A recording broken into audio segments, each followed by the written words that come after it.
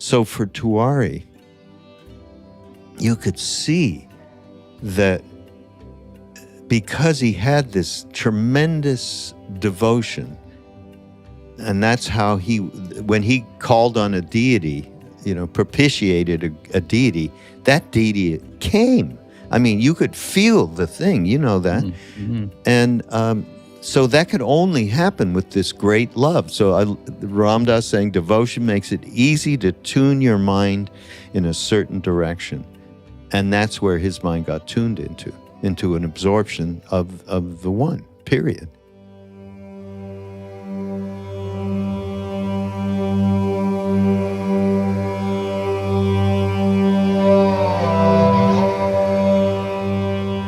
Hey everyone, it's Raghu Markus back with my mind-rolling partner, David Silver. Hi, David. Welcome to Ram Dass Here and Now. This is the first time we've ever done anything like this.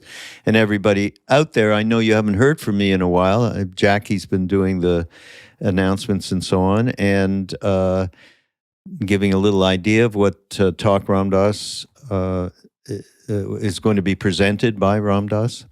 So this is a little different in that we wanted to highlight this movie that David and I worked on together. David directed, I produced over, it's more like going on 6 years now, although it did finally come out 5.5 years later from the point at which we started working with it, called Brilliant Disguise, the Samadhi of K.C. Tewari.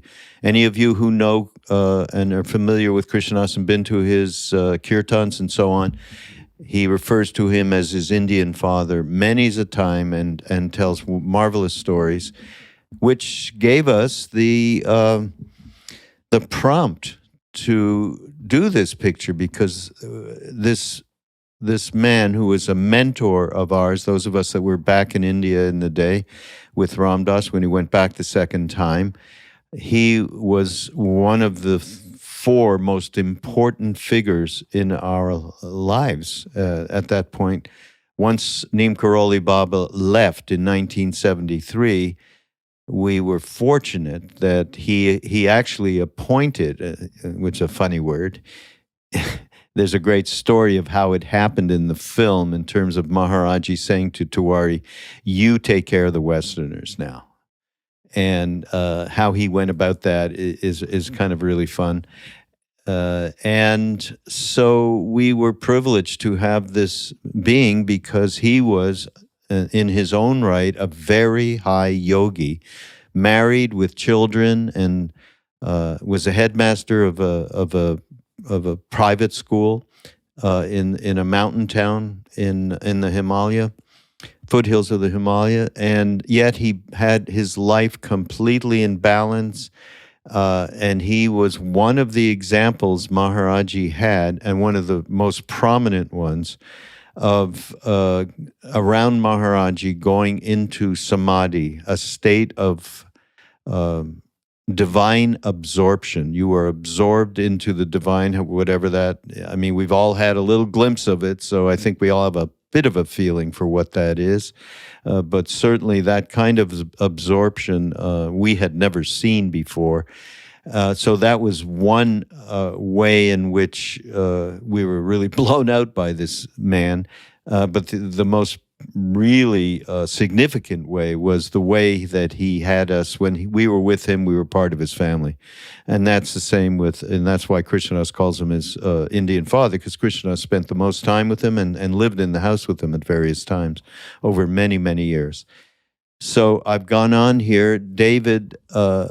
Maybe you can just say a little bit about the direction of this movie and how it came about and how it presents itself now. And now meaning, by the way, we've had it in theaters, and on November 16th, I think this podcast will come out around then or a week later, but it'll be available through ramdass.org for a month just through us before it goes over to all the Amazon and all the other platforms. Dave? Yeah. Well, I'd been with Tewari and thought he was unique being, to say the least.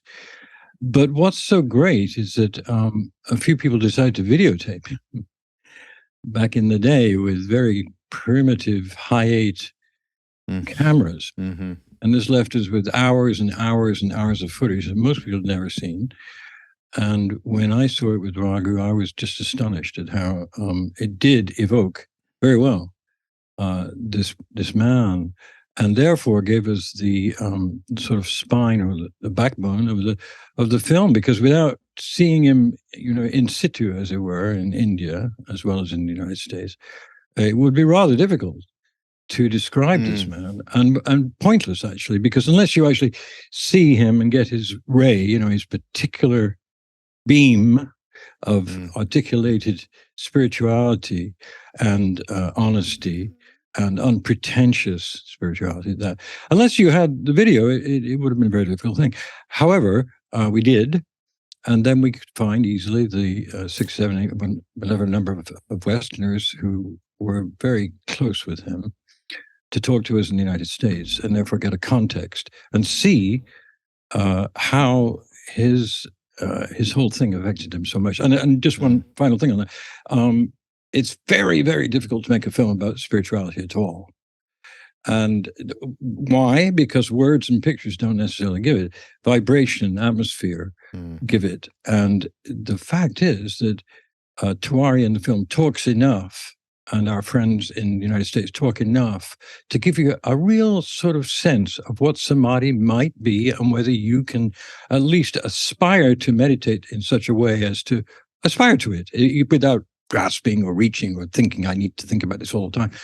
I think it stimulates that. It did it with me during the making of the film, looking at it endless number of times. Yeah. Yeah, I mean, it was extraordinary to see this being. I tell the story in the film of being there with my mother, and because it wasn't just around Neem Karoli Baba Maharaji that he would go into the state. It was around anything that suddenly inspired him to this. All I could think of in terms of the experience is awe. It's just awesome. You're suddenly absorbed into this awe and this bliss and this love. I mean, that's what it looked like. And it is weird because I don't know, Krishna Das or I or Jai Uttal, I don't think anybody said to him, can you tell us what the state is that you went into so we know what we're looking at? I mean, that just didn't happen. It just didn't even occur to it. Then we were putting together these extra scenes from the movie that did not go into the movie that we had. And David just said we had all this wonderful footage that our friend Kabir Das had filmed Tewari, and it was actually late 80s, early 90s. And so we had this, and we had these extras that we thought, okay, we're going to have a bonus extra. So everybody, by the way, when you go up to ramdas.org/brilliant disguise, you'll be able to see what it is, all the different offerings in terms of being able to watch this movie over that month, November 16th, for a month. And then, as I said, it goes on to the more regular platforms. So we put these things together. And in it, and I didn't even realize it, and David who had looked at, this footage a little bit more in detail than I had as a director, and I never even saw this, which was Tewari was given a vision by Maharaji of what Soham, which is a famous mantra in India. Soham, Soham, Soham. People repeat it all the time.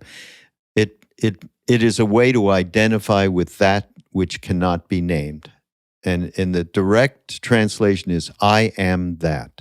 Soham, and Maharaji was saying to K.C., this is really BS. This Soham. What's Soham? So they think I'm repeating Soham. There's no repeating it. It is naturally.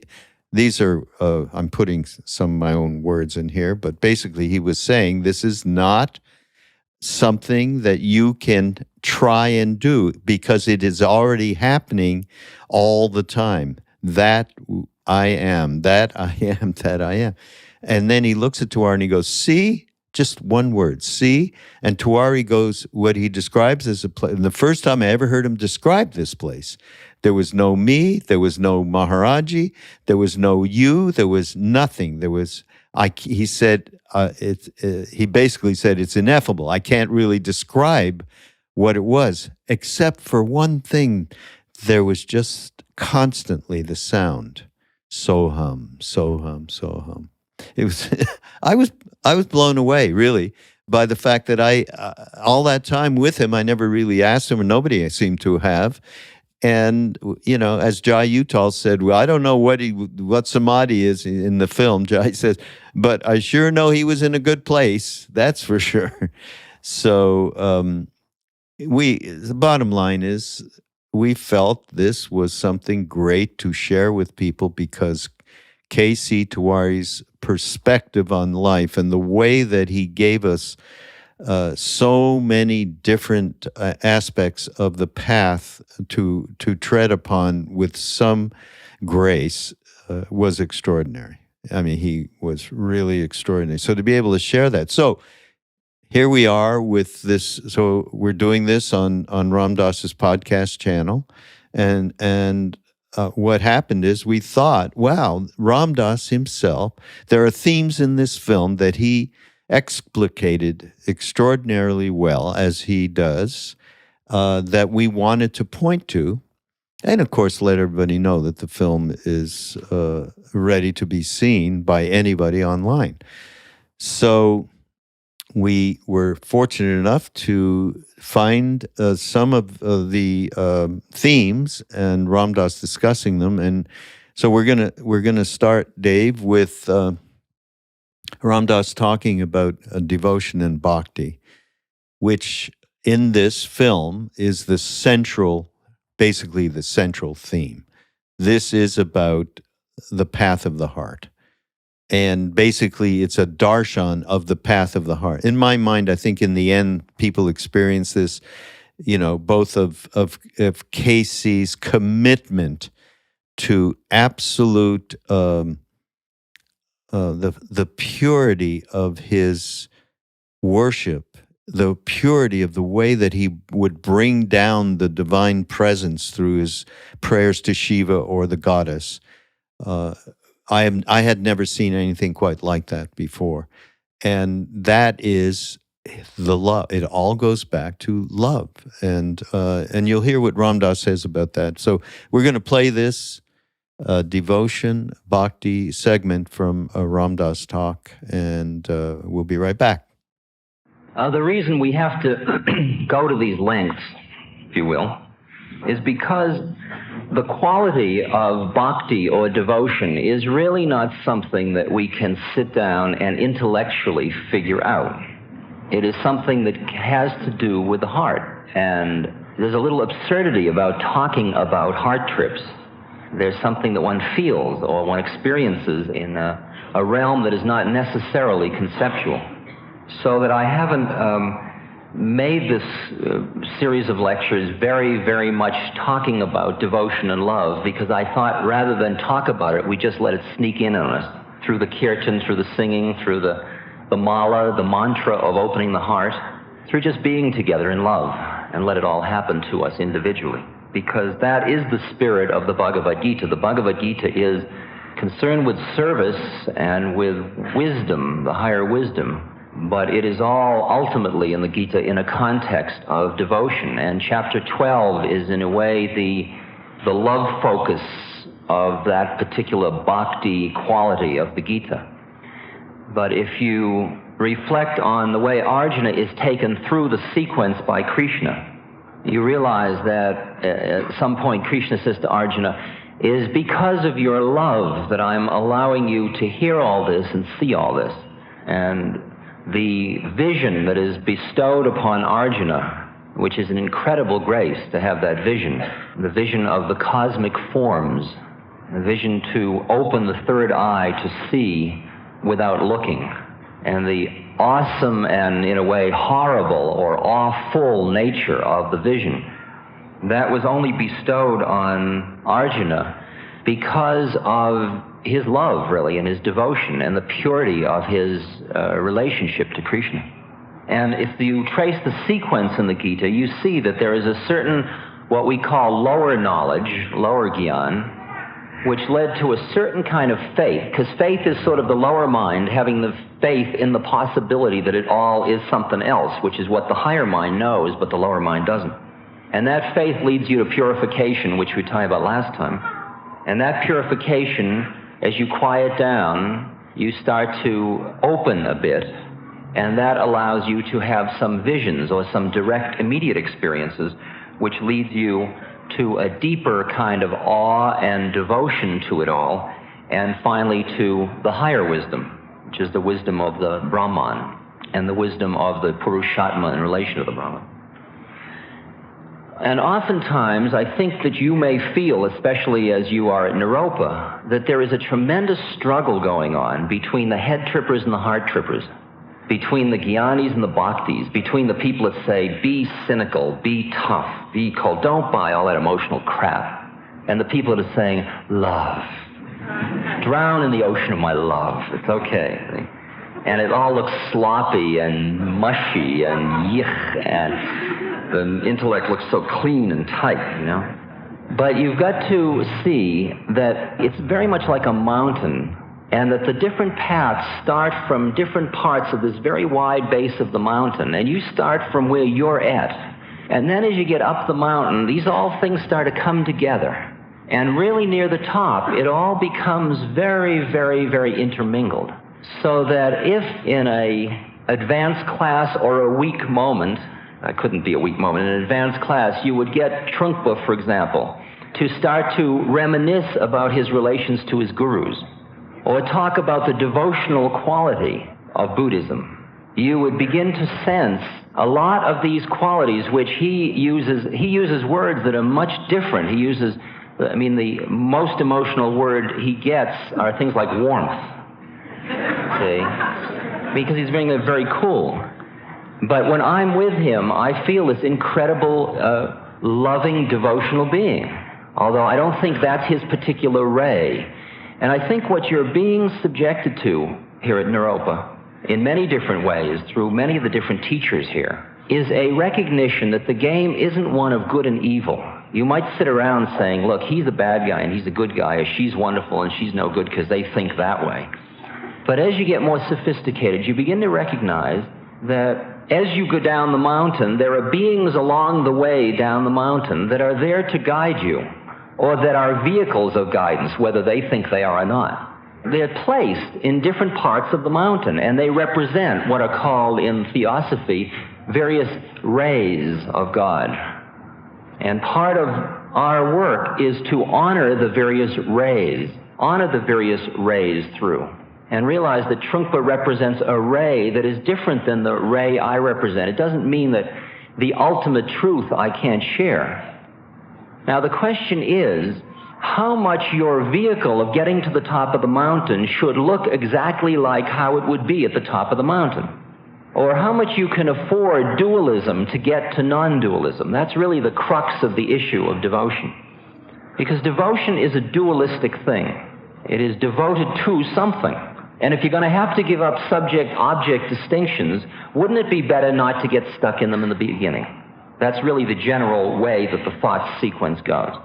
Well, the predicament is this, that in order to absorb the wisdom through this direct experience, you have to be very, very intensely one-pointed in where you're going. And part of the lubrication that greases the process, or that opens you, or that makes the whole thing much easier, is an intense love for it. Whether you call it a love for truth, or a love for God, or a love for Guru, it doesn't matter.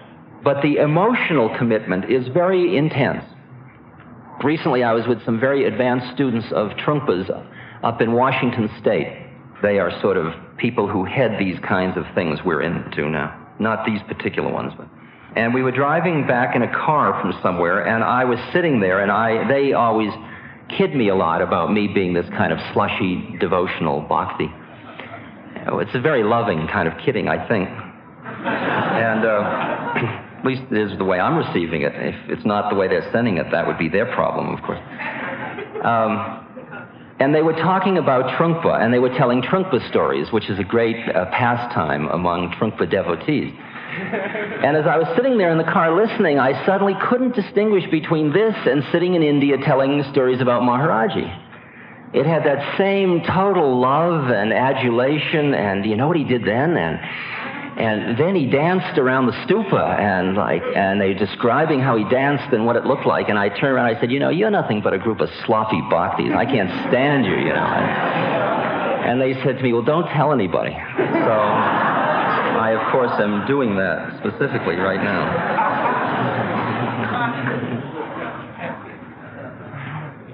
Because love makes the thing happen so easily. That opening of the heart makes it happen so easily. In the Psalms, David says in the Old Testament, because my heart was enkindled, my reins also were changed. And in that horse image, that chariot image in the Gita, where the reins are the mind, and applying that, when my heart was opened, that made it easier for my mind to change. And that's really what the whole issue of devotion is a way of making it very easy to turn your heart to turn your mind in a certain direction. And at different times in the Gita, Krishna says one thing is higher than another, but in general, the devotional quality of whatever you're doing adds to what you're doing. And the whole business about dualism and non-dualism is, if you use a method that is dualistic, and use it with as much wisdom as you have, I can know perfectly well, as you will see in my talking about my guru, that that's not what it's about. But that's an absolutely first-rate vehicle through. And even though he knows and I know, and he knows I know and I know he knows I know he knows I know, still, it's okay. The method works. And then as the method works, you go beyond method and the whole thing falls away. But it has to fall away. The minute you push your heart away because you think it's too shoddy as a vehicle, it's going to cling. You're going to have a turned-off heart, and it won't work. The game won't work so well. Because head tripping will only take you so far, and then you become like sort of parched, dry leaves. And Krishna says in the Gita, it's very, very difficult to go the route of merely identifying with the unmanifest, which is the way of Zen. It's the shunyata, the way of just letting go of everything, know where to stand. It's a very difficult way. It's known as the path that has no railing, the high path that has no railing. It's like going straight up the mountain with no hand railing. And if you can do it, do it. If you can be it, be it. But the devotional quality which sneaks into all these methods just makes it all go so much easier. Hafiz, the poet, said, "O thou who art trying to learn the marvel of love from the copybook of reason, I'm very much afraid that you'll never really see the point." Okay? That to the extent that you try to think your way through this devotional issue, it's not going to make it. When I see people individually now and then, I notice how many people are just so heavy into their heads, and they're just so afraid to love, just so afraid to let the liquid flow of the universe happen to them. They may be very much into their bodies and very much into their heads, but their heart isn't open. Again and again I say to somebody, you know, it's just not a strong heart connection yet. Because to get through the door, you can't close off anything. It's all going to be wide open. So, very interesting, right? I had a couple of things, but I'm hogging time here, so I want to let you, make some comments too around this. But I think Ram Dass refers to something that I think is so important, because this talk actually came from the Naropa talks. So he, as you know, in 1974, and just a couple of years after we came back from India, because I happened to come back with him at the same time, and he was invited by Trungpa Rinpoche to Naropa, and he did this amazing Bhagavad Gita course, which we've had up on loveserveremember@ramdas.org. So he makes references around, he talks about devotion and bhakti, and he talks about it in relation to the Gita. It's like Krishna gives the vision of the cosmic forms to Arjuna, and says, I did this because of your love. That is the central theme here, because of your love. And all I get from Tewari and the way that he had the grace to go into these extraordinary states called of Samadhi was love. I mean, because I experienced it directly with him. And I said, I had gone to India with my mother, and Tewari came with us, and three of us just went on a little bit of a pilgrimage. And he asked us, for instance, my mother just said a simple thing about what spirituality really meant to her. And it was an example of it. And she said to Tewari, cleanliness is next to godliness. Okay. Nobody would think anything of that. He went into Samadhi. Why? Because he was driven by the purity of her relationship with that particular concept. That was like the divine to her, right? And he went out on that, and that was just, love. So, Ramdas really gets into it in these clips you're going to see. On a slightly different tack, he talks in this one, if you remember, about miracles and what is the place of miracles in the dance, as he said. And again, it goes back to what Rogers is saying, that love is the engine, and it's also the destination. And so a miracle blows your mind, and you think, oh my God, that's beyond anything I could imagine happening, because it's supernatural, or supernal is my preferred word.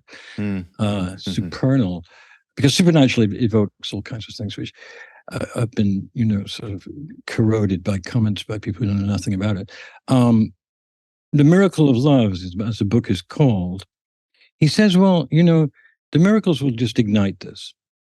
And then, surprisingly, they quieten you down. And he talks about that at the end. Remember, he says, quieten down. And I love that expression, quietening down, instead of exploding with samadhic bliss and fireworks and all kinds of psychedelic stuff. He said, well, that's all very well, that's nice and everything, but it's basically decorative. I mean, what we're looking at here, and he's the best person I've ever come across to articulate this constantly. If you listen to these incredible podcasts that Rog has put together, the team has put together as well, on being here now, these are really, really similar in the sense he never stops telling you that you got to become somebody before you become nobody. And what does he mean by that?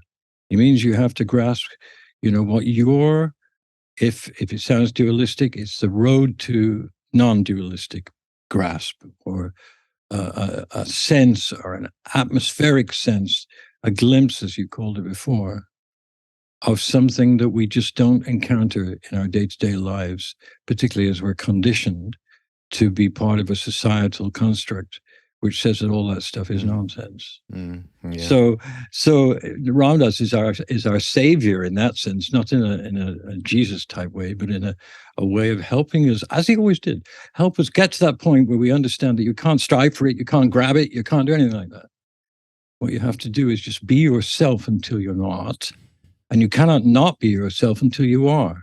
And then, as he says many times, the who that you think you are is being watched by the who that you are. Until the who that you are tells you who you are, you don't know who you are. And so it goes, genius. Yeah. I mean, to me, the central thing here that connects, which is what we're doing with this little podcast, connecting the themes in the film to the Ram Dass's teachings, basically. And when he says, and this isn't a direct quote, but devotion makes it easy to tune your mind in a certain direction. I think that's a direct quote. I think from this excerpt that we played. And again, I go back and I think about Tewari and the way, or even any of us, that suddenly, we've all, even if you're not a regular meditator, I'm sure most of us have had an experience of going beyond our little limited self into an expansion, just a feeling of expansion. Like obviously with a psychedelic, but a yoga class, listening to a chant, or reading something, dream. There's so many different ways that it occurs, and so for Tewari, you could see that because he had this tremendous devotion, and that's how when he called on a deity, propitiated a deity, that deity came. I mean, you could feel the thing, that. Mm-hmm. And so that could only happen with this great love. So Ram Dass saying devotion makes it easy to tune your mind in a certain direction. And that's where his mind got tuned into an absorption of the one, period. So amazing, actually. Yeah, really amazing. Okay, next. And you already mentioned this, but we're I jumped the gun a little bit. I'm sorry. But we're just gonna play a piece, and it's miracles. Ram Dass addressing miracles and what they are, and so on. And let's play it, and then we'll be right back. Saints are often called the living dead. Maharaji was joyful, laughing, playful, a tremendous wise guy, a real rascal. And yet he was living dead. And because of that, he could hear, what chutzpah to hear, you will live and you won't. You I can take on. At one point, he's at the home of the warden of those prisons of Uttar Pradesh. And in the middle of the night at 4 o'clock, he wakes him up and shakes him. He says, come on, we got to go. And the man says, I'll get the car. And he says, no, we'll walk. And Maharaji walks barefoot down the street at 4 in the morning and walks through town from the Hindu fancy section into the poorer and poorer section of town, and finally into a very, very extremely poor, dirty section that is a Muslim section. And he comes to a place which is some old corrugated tin between two other buildings that's got a little sort of hut, which got a little window in it. Maharaj is a big, vast being. Somehow he opens a little window and he's inside. And the other man is following along and is the one that's telling me the story.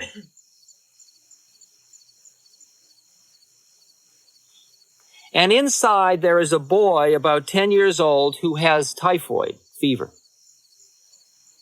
And he's shaking. And Maharaji comes in and he walks over to the boy and he says, get up out of that bed. Get up out of that bed. Very, very angry. The boy's never seen this guy before. The boy is very sick. He pushes himself off the bed. Maharaji immediately lies down on the bed and starts to snore.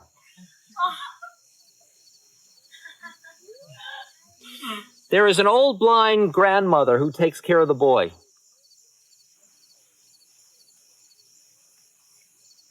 Who's there? Who's there? The man that's with Maharaji says, it's a great saint, mother, that has come. And there is a moment of confusion in her mind. And then the next thing a Hindu thinks is, what can I offer him? And there's nothing in the place. At which point Maharaji sits up and he sees that next to the boy's bed is a rusty tin can with water in it that the boy who's got typhoid fever has been drinking from. And he says, Mother, I'm very thirsty. And she comes over and she takes the can and she offers it to him. And Maharaji, who at that moment, he turns to this man who is Mr. Marocha, who's a Brahmin. And Brahmins, they only eat food prepared by other Brahmins. And everything's got to be very pure. They don't even eat when you're around because your eyes could destroy it. Maharaji turns to him and says, you want a drink? And the guy says, oh no, Maharaji, that's all right. And Maharaji says, oh, and drinks and drinks and puts it down. He says, oh, Ma, thank you. That was so good. And he gets up and leaves. And the boy gets better. Why that one? What about the boy next door who died? How do you figure the game of what role all the miracles play in the dance?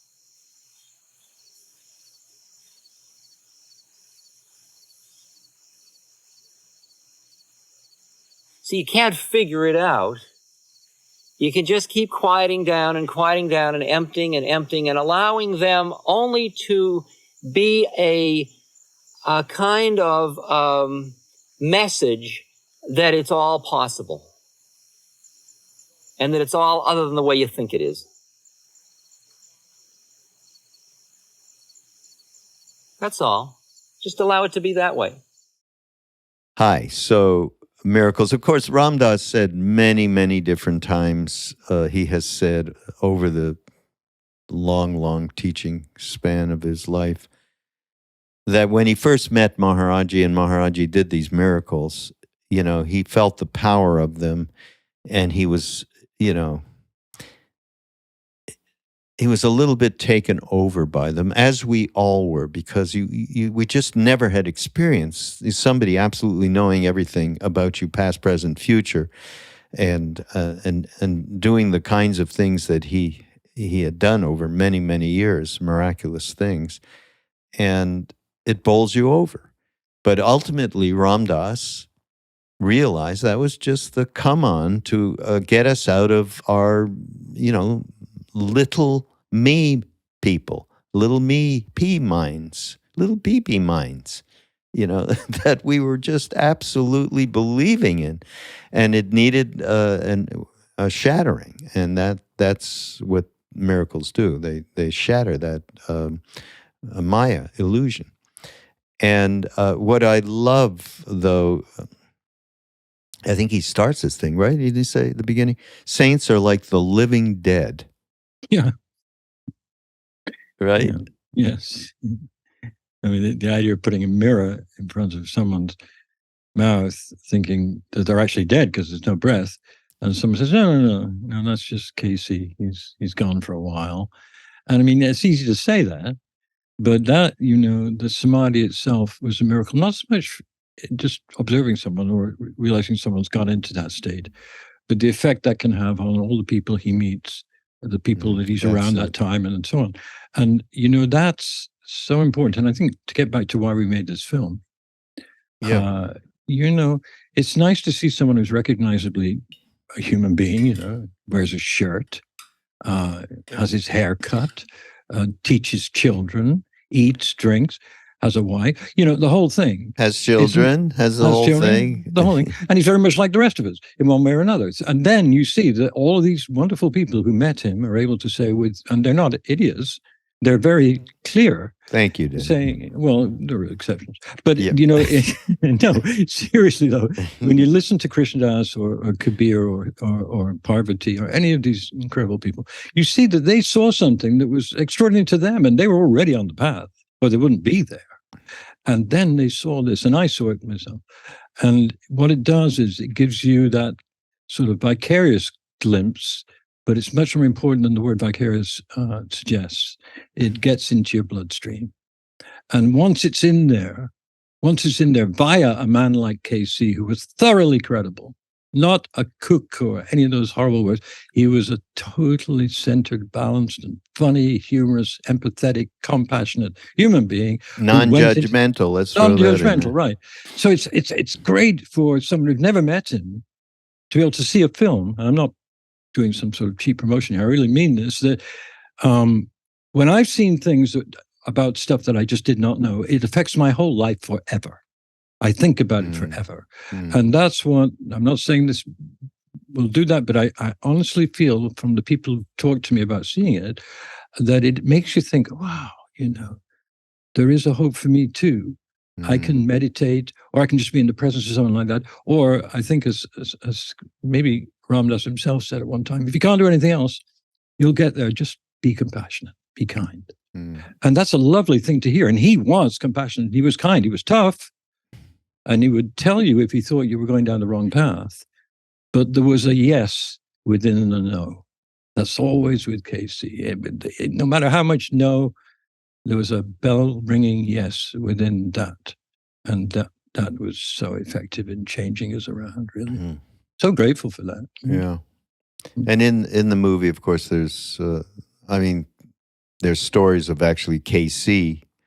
You can't say doing miracles, but miraculous stuff happening around.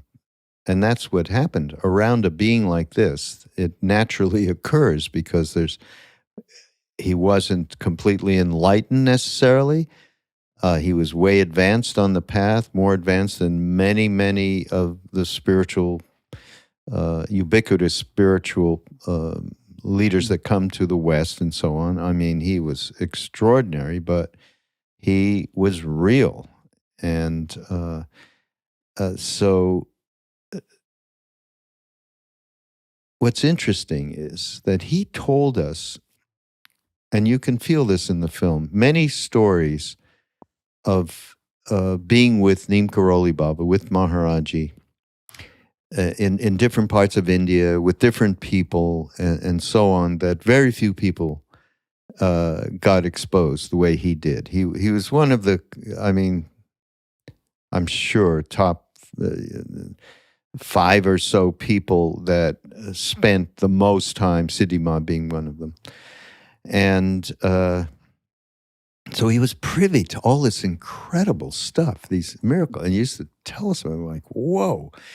And we knew there was no manufacturing and there was no hyperbole, which there is sometimes with Indian people, but this was not a normal person, Tewari.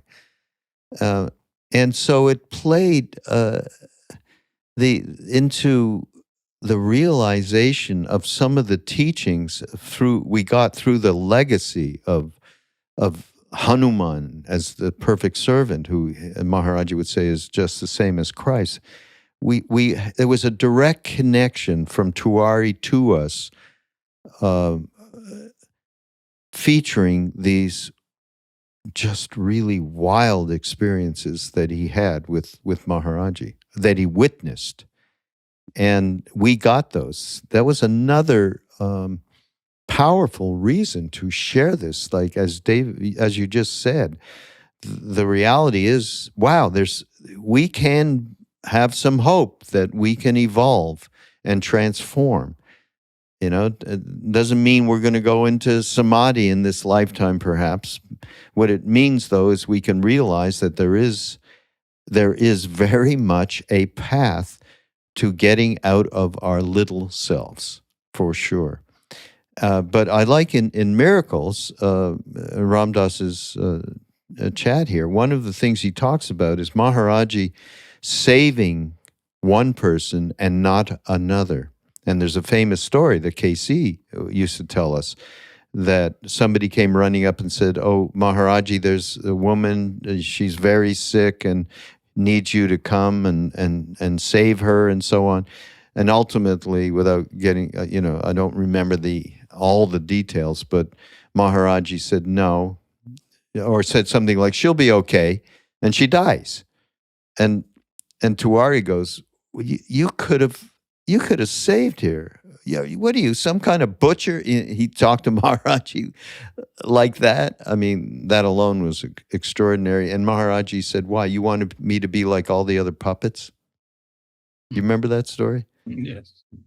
Yes, I do. And so, then you start to realize there's not somebody and this gets portrayed in the movie.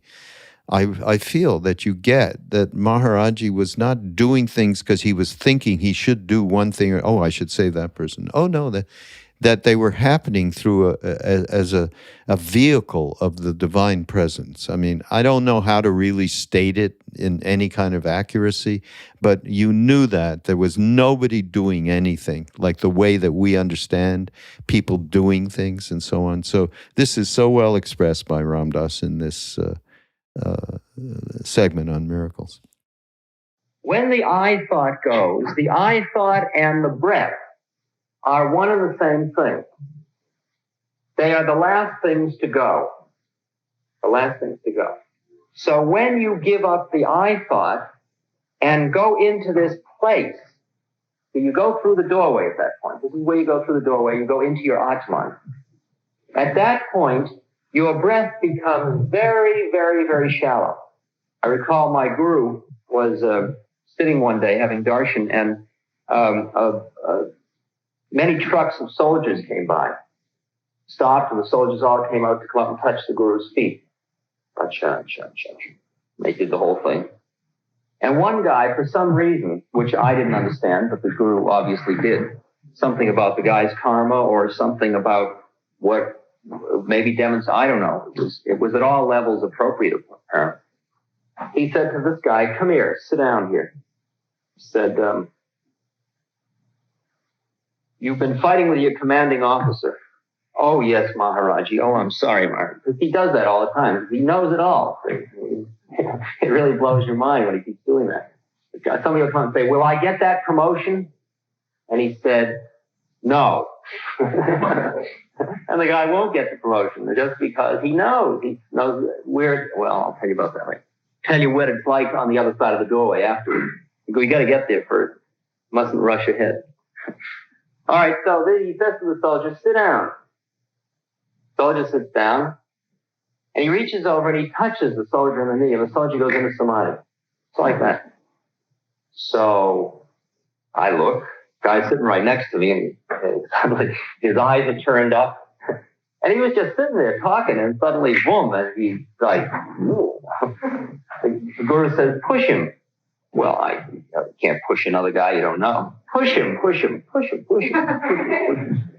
Okay. I push him. It's like a rock, nothing. You know. Oh, push him. So I push him. He rolls over. He stays completely like he's a rock. So he says to one of the people, bring a mirror. Gives it to me. He says, this is all demonstration for me. He says, put it under his nose. Right under his nose. No breath. So he says, what do you see? What do you see? I said, I don't see anything. Is he dead?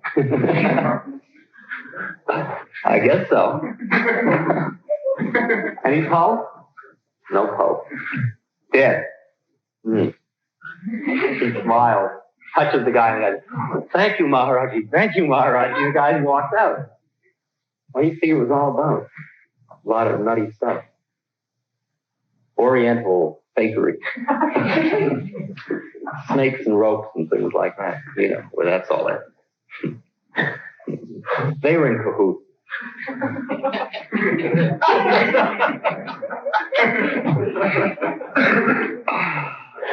Oh, it's so far out. So much farther out than you even think it is. That's what's so far out about it, you know. No matter how far out you get, it's never as far as this thing really is. That's well, I can't even begin. I can't even begin. I am not this thought. Who would have ever thought you weren't your rational mind? Who would have ever thought it? The way it's described, certainly your rational mind didn't think it. I lectured at Harvard a few weeks ago, and a guy says to me, about 11 o'clock, I started at 7, and it was like 11:30. So one guy says to me, what makes you think your system's any better than my system? He said with his rational mind. And I can't answer him. No answer. Because what I am talking about, in order to understand what the guru did when he did that, and I'll explain it to you, what he did when he did it, you cannot really totally comprehend it with your rational mind, no matter how hard you try. Because it's a meta system, if you will. But if you can say, I am not my thought, and know it, and go behind your own thought process, then you know. Then no words are necessary. So what really struck me, I had heard this story before. I guess I hadn't heard it in a long time. Particularly the story of Ram Dass is there, and the soldiers. Soldiers used to come to the Kenchi Valley where we were with Maharaji in the foothills. of the Himalaya. And yeah, whole units used to come by and get darshan. They knew he was there, and they were going up further up into the border areas where they were stationed. And one day he, as you just heard, he puts a guy in Samadhi, and Ram Dass is there. This is, I think Ram Dass had experienced this before, but if so, only once or twice or something, where he actually experienced being next to somebody who went into this absorption state. And I think this is from his first trip to India. I might be wrong. It might be the second time he came. He went back. But when he said, well, push him. I love that. He get a mirror. He actually said, get a mirror so you can see whether or not he's breathing. Yes. No pulse, no breath, unbelievable. And he was a soldier. He wasn't, Yeah, right. He wasn't a yogi or something. No, he wasn't, no one looking for that. He was probably thinking about, well, hope we don't get shot tomorrow. I mean, that's the kind of person that could be influenced by a true Mahasiddha. I mean, for me, K.C. is just many things, but as Raghu just said, he may not be, a guru in the classic sort of sense of that, or a fully enlightened being. Who are we to say what he was or he wasn't? But he helped people, and he made it possible for the glimpse of that moment when you lose the ego thought system and you go into another stage. Not only does that help people who hear it, but it's also something about the bardos. Yeah. Because I was just going to think in that. Yeah. You're in the body, you're dead. And first of all, you don't know you're dead. And then you see someone you like and you say, oh, am I dead? Yes, you're dead.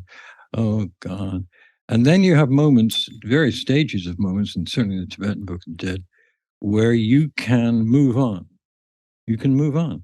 And within the life is how you learn to do that. And Tewari was excellent at just pointing people towards, this is the way you may find something which is beyond desire, beyond what our society tells us we should be aiming for. And he does that beautifully. And in the movie, which we're very pleased about, really. I mean, we're not smug about it, but it does it to me when I see it after all these years of working on it. There's a moment I'll just look at it and go, oh, yeah, I'd forgotten that. I can do that. I remember that. And what could be better, I mean, it's not typical of the way so-called spiritual films are on TV or wherever they can manage to go. There's no scandal here. There's nothing weird here. Right. It's all kind of a pure journey. And yet, like you were saying before, Raghu, about miracles, the Samadhi comes from the miracle because it breaks through. There's a breakthrough, right? So in the piece, which is my favorite piece in the film, when he's out there with Siddhima, and they're talking about the miracle of the words on the leaves that they saw. Ram, yeah. The word Ram on the leaves. Now, just think about that for a minute. Here's a man who's a school teacher and a totally normalized human being who pays his taxes and so on.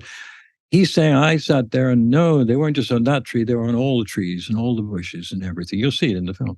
And they just sit there and they know that happened. And yet it's being spoken by someone who doesn't look or sound much different from you or I. So the impression it made on me was very, very profound. Yeah.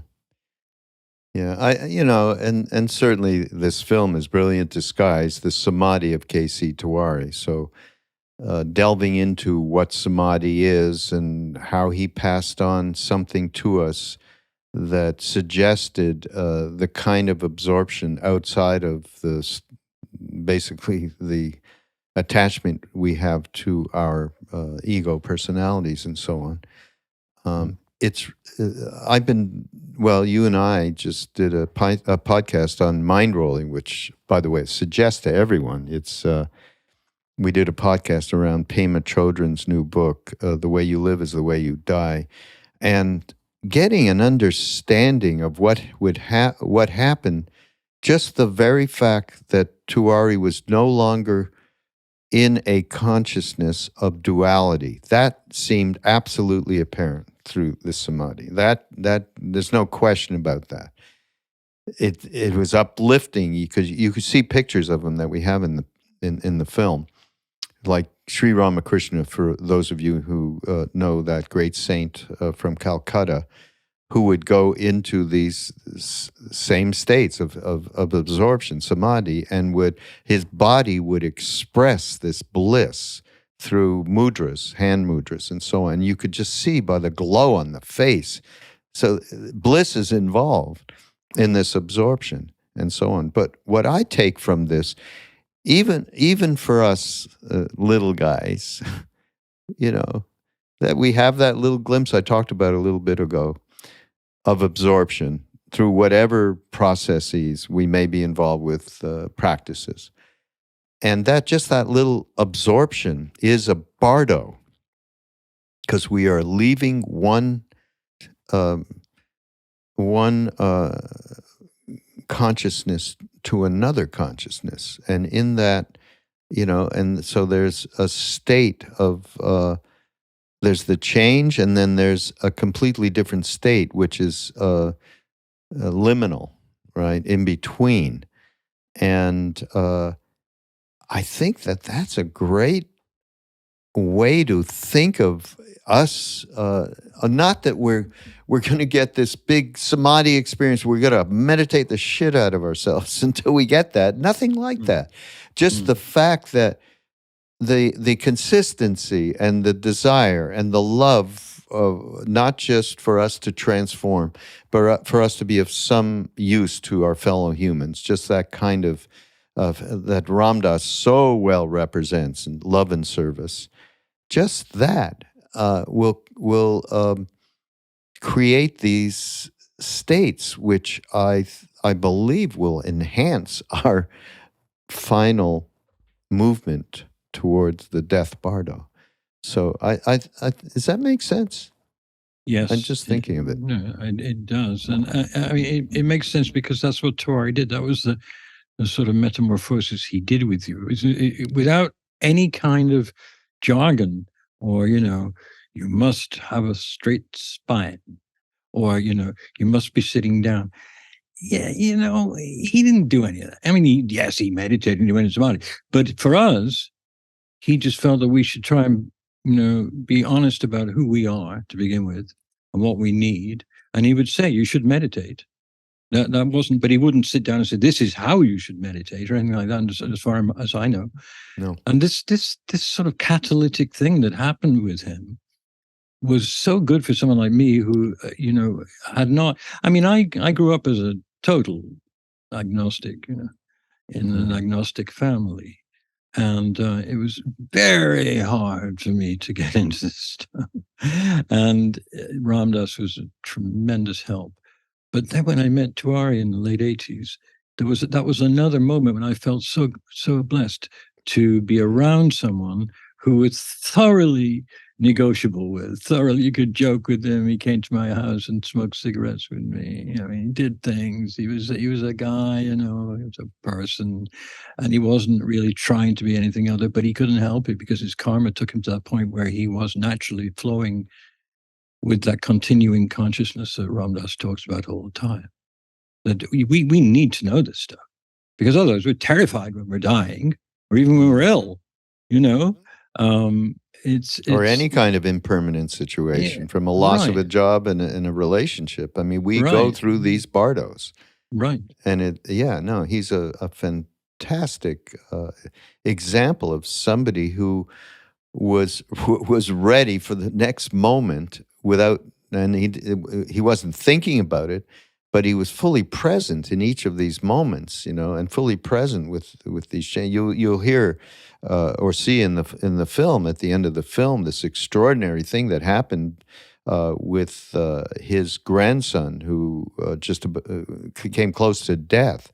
And Tewari was not well at the time either. And what happened is nothing short of miraculous for sure. But and I won't give away the punchline on that. But the way that he could approach each moment, which leads us to the next Oh, yes. little excerpt from Ram Dass, which is around awareness and witness. It leads us to me, one of the most powerful exchanges that we had through those years with Tewari was around mindfulness. And so helpful. I can't tell you, and I talk about it in the film a little bit, what he used to do personally to me in terms of helping wake me up on a moment-to-moment basis, but he did it with everybody he was around. He was Mr. Mindfulness, and that was, I think, one of the there's no reason, Maharaji didn't have reasons why he said, Tewari, you take care of the Westerners, but certainly this is a big part of it. So here's this excerpt of a talk from Ram Dass around awareness and the witness. Now, I'm just giving you the different strategies for starting to play with your mind. There is a slightly different strategy, which is variously called by different names. You could call it the witness. You could call it mindfulness stages. The way it starts is, like somebody calls me and they say, Ram Dass, I'll give you the best example I have. Woman called me. This was back in the 60s. I was living at Millbrook, New York. Woman called me and in the middle of the night, and she said, Ram Dass, I'm going crazy. I've gone crazy and I'm about to kill myself. She called me from California, 3 a.m. You wake up to, I've gone crazy, I'm about to kill myself. You wonder, why is she calling me? I mean, And she started to talk and she was babbling and incoherent. And I finally said to her, say, would you find the person that dialed the 7 numbers plus the area code and put them on the line, because you're mad as a hatter.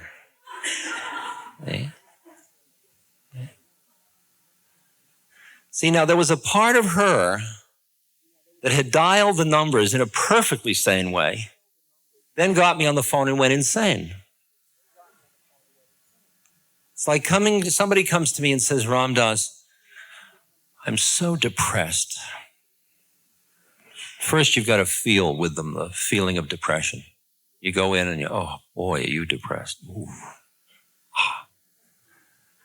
Then you say, are you completely depressed? Yes, completely depressed. Every bit of you is depressed? Yeah. What about the part of you that is telling me you're depressed? Is that depressed?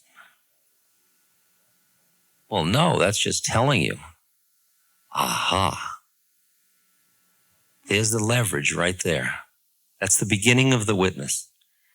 Often when you're in some emotional state, maybe there is 1% of your mind that is just sitting there saying, depression.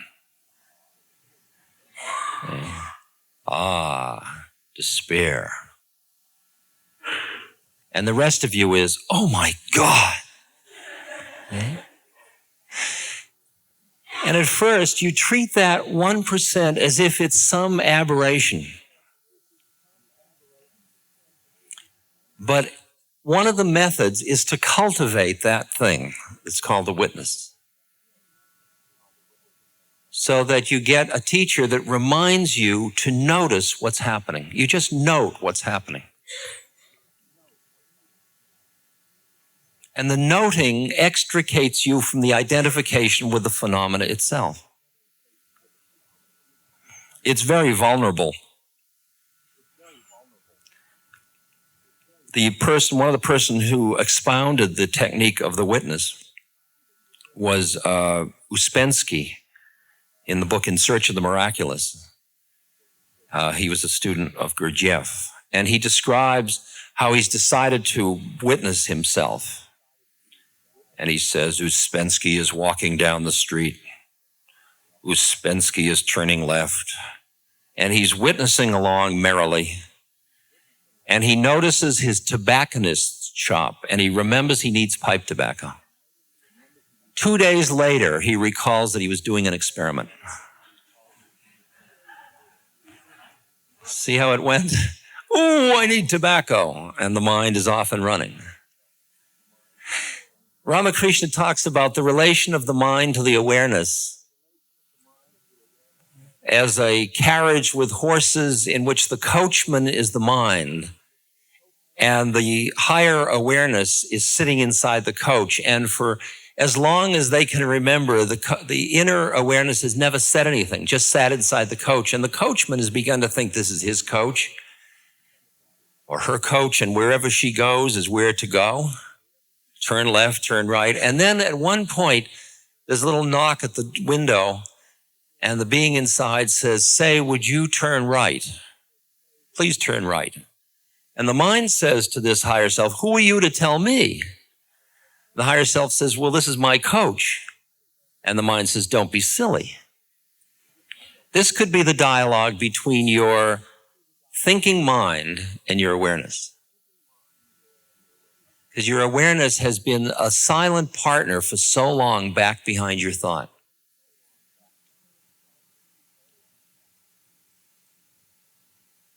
So the witness starts with maybe 1%. And then after a while, there's more of it. And then there's more of it. And more of the time, you're just noticing what's happening.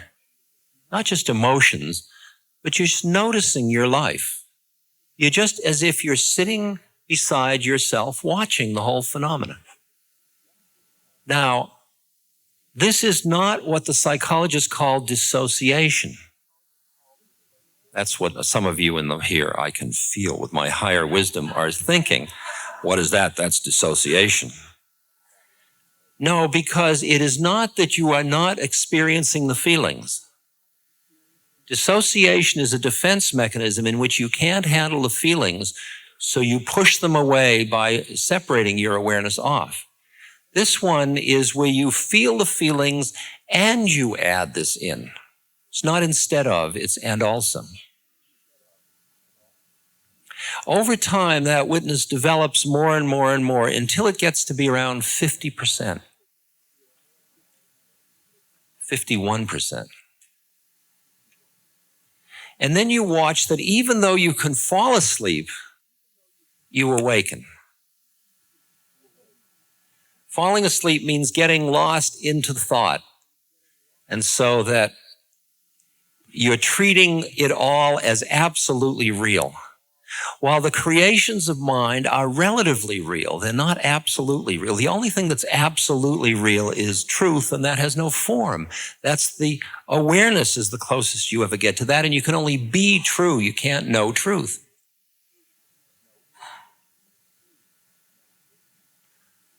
So by one method, either concentration or mindfulness, the witness, the Zen technique, study until the mind beats the mind, whatever it is, you keep drawing back into spacious awareness. It's like the sky in which clouds are crossing the sky, but the sky doesn't run after the clouds or think it's a cloud or the clouds just come and go. There we go. It's interesting, David, because he talks here a lot about the witness, Ram Dass. And you have direct experience with Gurdjieff and Ouspensky to reflect on that. It must have been fun for you when you first saw it, because in the film, folks, Tewari talks about having a conversation with another Westerner around Gurdjieff, who he had never read a word of, but he knew, another miracle, he knew everything that Gurdjieff represented and had this deep conversation. And when he said, I never read anything from Gurdjieff, I knew who he was. And, well, how did you know all that stuff? He said, well, I was given, Maharaji gave me that gift. It's that great. So, isn't that great? Yeah. Brothers talks at the beginning, Raghu, something really I loved, which is about the witness, which K.C. moved you towards understanding that everything you say isn't gospel, because everything you say is something that's coming usually out of some some defiance of impermanence. But he tells this story about, he did these radio shows, I suppose, in LA, and people would call him up. I've listened to quite a few of them. They're wonderful. Yeah. And they call him up with all kinds of problems, but they're usually based on, I love your books and I love meditating, but I can't. And then he talks about one woman who called him up was going to commit suicide. And this is, she was terribly upset, obviously, and she wanted to kill herself. And she was crazified on that. And then all he said to her was, I wrote it down, is well, okay, that's sad and everything, but just find the woman who dialed my number. Tell me. Yeah, I love it. He says that. And I love it too, because there's the genius of Ram Dass and of K.C. to just nail it with something that will be with you your whole life. That, when I heard him say that in this piece, it's just so easy to understand what he's talking about. Not talking about, there's some place, some pure land, and there's something. And most people are just very, very, very not thrilled by this kind of stuff, because they go, "Oh, this is wacky," pass the carrot cake. I mean, it's just not. With him, with Ram Dass, more than anyone I've ever met, and K.C. in a different way. Very different way, but similar in its total ability to pierce your ignorance without saying you're an ignorant man. He's not saying that. He's saying, just think about it this way for a moment, folks. And, in the miracles, in the witness piece that Ram Dass does, he says something very important. He says that, people are very upset that they can't make it, they can't do it, they can't get there. And someone like K.C. can help you, and someone like Ram Dass can help you. But he says, well, yeah, you can get it, but you got to cultivate it. And K.C. actually said that to me about something when we were talking, that, yeah, don't be upset that you didn't get it immediately, you American. Just think of it this way. Okay, you can press a button and Amazon will send you a car. Or you can print a car. Great. It's not like that with what they're talking about here. Unless you have a moment of samadhi or a moment of grasp or whatever, that can happen. But to keep it going, so it infects, and that's not the right word, it influences your whole life, your children, your friends. No, I like that word. It infects everything about you, about your life, and everyone around you. As Ram Dass used to say, when your heart gets clean, you're able to reflect this kindness, compassion, and love to everyone around you. Radiate. And Raghu, one of the things that Ram Dass says in one of these talks on the network here, which I highly recommend to people, whether you know Ram Dass or not, they're just marvelous. He says, well, basically, he's always saying, isn't he, that you need to just stop the train for a minute. And one of the ways in which he does it all the time was via humor. And K.C. did the same thing. And even when Ram Dass was aphasic and getting older and had difficulties, as you all know, really hard problems, fierce grace, he still made me laugh frequently, and K.C. could make you laugh in a second. And it was gentle, but it always meant something. And that was one of the ways in which he transmitted these very hard things to transmit to Westerners who really are a distance away from this until they are not. Yeah. It's so far out. He was basically acting as the witness with us. Yes. And exactly. then that influenced our ability to be able to connect with that place where we were not going to get caught. And the witness, like Ram Dass's loving awareness, same thing. But it's not coming, it cannot come from your mind, it can't come from the thinking part, which is why Ram Dass did the great exercise of breathing into the center of one's chest, spiritual heart, and taking breaths in, and I am loving awareness, or just loving awareness, like creating that space, and then you're out of your head, at least for a short time. And Tewari used to say to me, which to me was the same thing, exact same thing. if you think you're my boy, he'd say, which I say in the movie, if you think you're doing it, you are lost, right? And that's the same thing as coming from this, that usual, the place where we believe all our stories and our thoughts and identify with that which gets everything accomplished, we think, the ego. And so he just would bust that all the time. And that consistency of it over the years. I mean, we didn't have to be with it. I mean, well, we went, some of us went to India a lot and hung out with him, and he came to America, but we talk on the phone, and he'd be doing the same thing, asking questions about the family. Actually, part of this footage, which I know you've seen, which some of it was really just deeply personal, where he talked about some of the satsang in America and referenced it. There is a section he's talking to somebody, basically knowing that the footage would get to this person, and he's saying, "I believe that you need to meditate, more frequently," or something like that. He talked about meditation, but the end of it was, he said, which is for everybody, meditation is not about power. It is not a business. Meditation is a way of life. He gave us that in such powerful terms because of the absorption that he would go into. But the reality, somebody who is not a meditation teacher yet, we could never get a teaching like that from someone who's has the direct experience.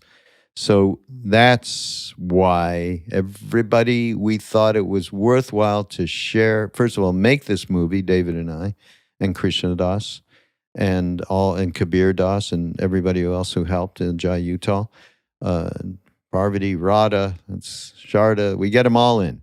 Yeah, that is why we wanted to share this. It has all of these themes, and if you know Ram Dass and you've been a student of his teachings over years or more recently, this film reflects them, as we've just pointed out here, through giving examples of Ram Dass directly talking about the same themes that are in the film. But ultimately, it's a darshan film. That's the way I feel when I see people.